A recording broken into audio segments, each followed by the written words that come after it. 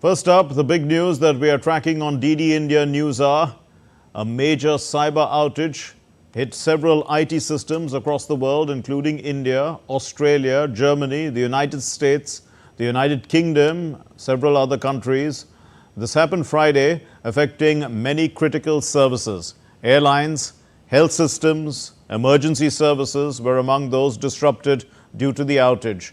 The outage was possibly due to the failure of the CrowdStrike, a cybersecurity platform that provides security solutions for Microsoft Windows.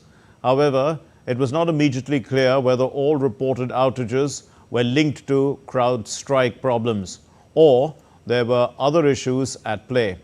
Microsoft said that the services were improving as a result of mitigation actions progressing. And in India, this outage has caused widespread flight delays across airports.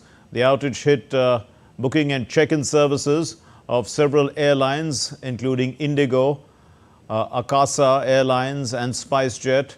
They are currently collaborating with Microsoft to resolve the issue as quickly as possible. The Mumbai airport has been the hardest hit, while the impact at Delhi airport remains minimal, with most disruptions occurring in Terminal 2. Akasa Airlines has released a statement saying that they are now using manual check-in and boarding processes at the affected airports. Due to infrastructure issues with our service provider, some of our online services, including booking, checking in, as well as managing booking services, will be temporarily unavailable. We sincerely regret the inconvenience caused and want to assure you that our teams are working with our service provider to resolve the same at the earliest. This is Akasa Airlines. And SpiceJet also provided an update regarding the disruption of their flight services. And this update said, "We're currently facing a technical issue in providing updates on flight disruptions. Our team is actively working to resolve this issue.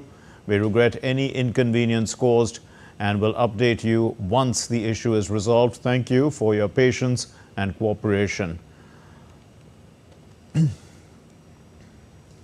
And we are joined by Ollie Barrett, who's joining us from London with more on this story. And we also have Tapas Bhattacharya joining us from New Delhi with more. Ollie, so, you know, in the UK, like elsewhere, I suppose airports, transport, banks, broadcasters were affected.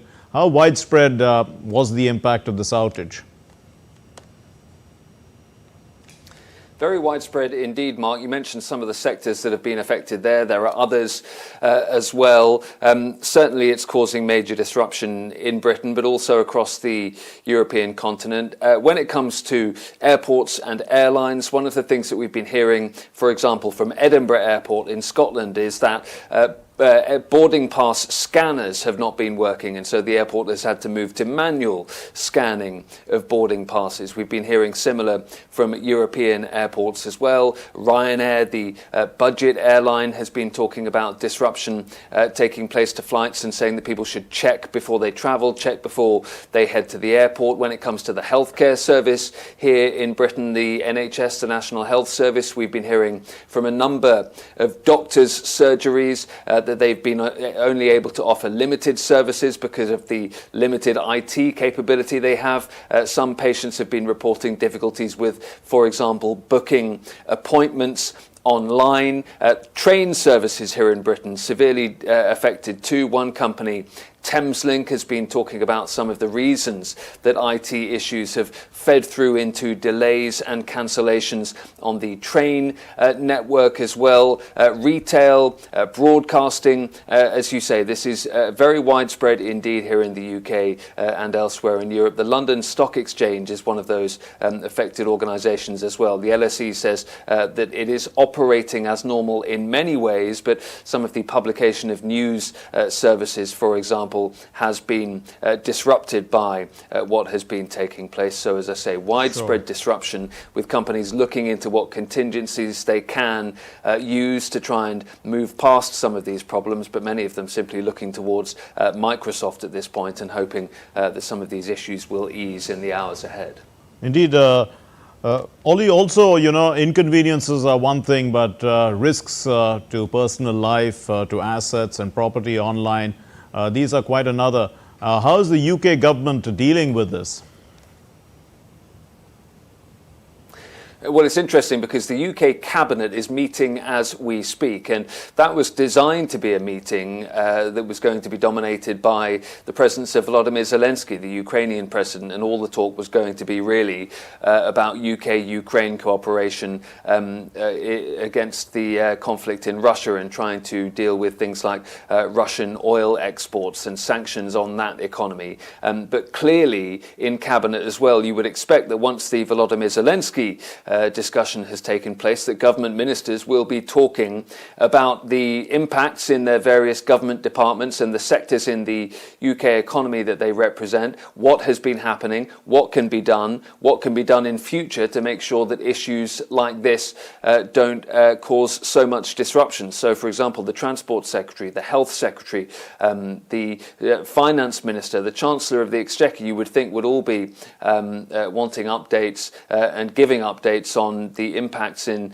the departments that they represent. And as I say, people will be looking to the government as well to hear not just the impact of what's been taking place in recent hours, but also whether plans can be put in place or need to be put in place to make sure that this kind of disruption can be lessened in future. But also, you would think that security experts and the government as well will be looking at the disruption in recent hours and the potential links to the CrowdStrike antivirus software that you were mentioning, and wondering whether that doesn't offer some kind of opportunity to hostile actors in the future. And again, whether that's something that needs to be looked at on a security level as well. We'll leave it there. Thank you very much, Ollie Barrett, for joining us from London. Let me turn to Tapas Bhattacharya, who's here with me in New Delhi. Tapas, you know, Microsoft says that they've sort of dealt with the issue to a large extent. But, you know, how concerned are Indian authorities? Seems that, you know, we seem to be completely dependent on these servers or heavily dependent on them. What happens if they fail? Well, not as much as the Western countries, but yes, in India, which is going towards a digital economy, it is imperative that they keep their digital, you know, all the transaction and everything that is that goes with that quite in a safe mode. But you know, what I can tell you, Mark, is that we are still awaiting official confirmation from the Ministry of Information Technology exactly what is happening from their end. But we can tell you that airports, especially across the country, Delhi and Mumbai to be precise, they have been hit hard because most of these airports have got you know, digital system in place. So you see, more importantly in Mumbai airport, the reports are coming in that it's a little difficult to manage the scenario, but they are also, the airports authority is working with the airlines to make sure that the manual checking is done in a more smooth manner. For Delhi, there are you know, Terminal 2 doesn't have much of a problem, but Terminal 3 we have seen there is a bit of an issue, but which the airport authorities, the Delhi airport personnel along with the private airlines are working in tandem to sort out the issue. And now there is another report that we are getting from Gurgaon, which is in NCR of National Capital Region. Let me interrupt you there for the moment, because we are getting a reaction from the former Minister of State for Electronics and IT, Rajiv Chandrasekhar, who's a well-known expert in this field. He said that Microsoft 365 and Microsoft Suite, they are used by millions of Indians. Thus, any outage of these platforms, you know, results in business disruptions for many companies. And he hoped that Microsoft is doing its best to restore things at the earliest. It is certainly something that is of great concern because, number one, Microsoft 365 and the Microsoft Suite is used by millions of Indians, small businesses, big businesses, individual users, hospitals, and therefore any outage on this platform, it disrupts the business and 24/7 operations of many companies, and like I said, many individuals and small businesses. So I hope Microsoft works on this and restores the service very quickly. It is obviously something that I have never seen before in my life, such an unprecedented global outage, and the horror stories of how airlines and hospitals and users are all impacted, points to the need in the days coming of a conversation about the resilience of these platforms, of the fail-proofness of these platforms, and what type of backup systems that they are going to build to make sure this never happens again. But this is certainly a very, very disruptive and a disturbing event in what we are seeing today around Microsoft. And we're also going to be joined by Laura Westbrook, who will be joining us, DD India correspondent from Hong Kong. But let me first go back to Tapas Bhattacharya. Tapas, you know that Indian institutions seem to be, I mean, I'm talking about institutions in general, whether they are markets, stock markets, or hospitals, or everything. They all seem to be dependent to some extent on cloud computing. How much of a concern is this for the healthcare sector in India?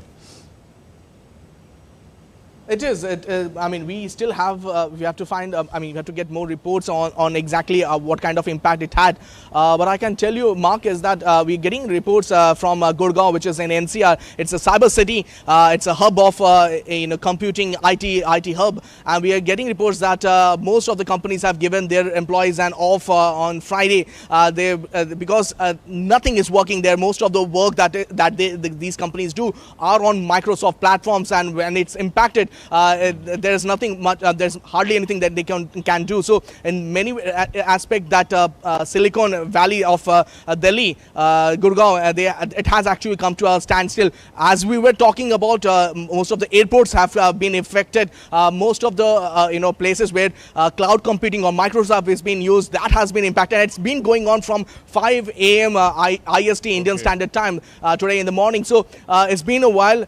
We believe that Microsoft is working on rerouting its server and making sure that they can get the cloud computing up and running, but it seems that it will take some time. Also, Ministry of Information and Technology is also keeping a close eye on that. We still haven't heard officially from them, but we will give you more update once we get more reaction coming from the Information Technology Ministry.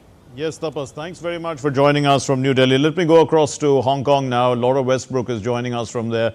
Laura, how serious was the issue in Hong Kong, and how quickly was it sorted out, if at all sorted out?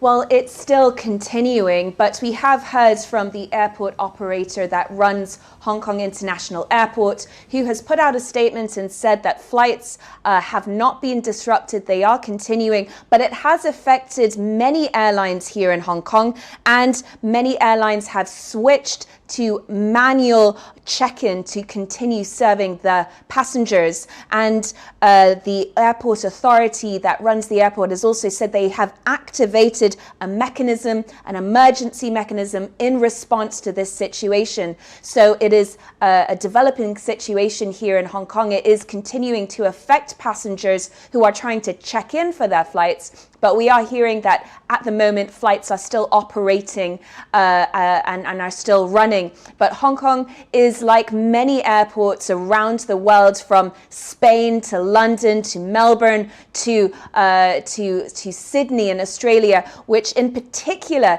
is being very disrupted by this mass cyber IT outage that's affected people all around the world. Laura, also since Hong Kong is a financial hub, to what extent, has there been an impact, let's say, on the stock markets?